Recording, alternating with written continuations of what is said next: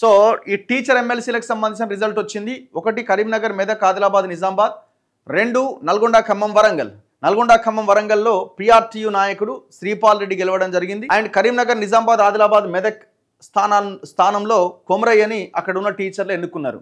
Sripal Reddy second priority ఓట్లో elimination rounds అయ్యే కొద్దీ ఆయన గెలవడం జరిగింది. కొమరయ్య ఫస్ట్ ప్రయారిటీ ఓట్లోనే బయటపడడం జరిగింది.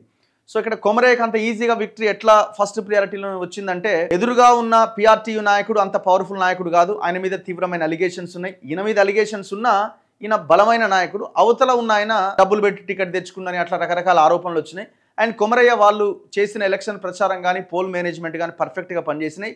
అండ్ ఇంకొకటి బీసీ నాయకులంతా ఆయనకు సపోర్ట్ చేశారు. బీసీ వాదం పనిచేసింది. సో అన్ని వైపుల నుంచి ఆయనకి మద్దతు దొరకడం, బీజేపీ పార్టీ అవ్వడం, సో ఇవన్నీ కలిసి ఆయన విజయానికి దారులేసినాయి. ఆయన ఈజీగా ఫస్ట్ ప్రయారిటీ ఓటుతోనే బయటపడ్డాడు.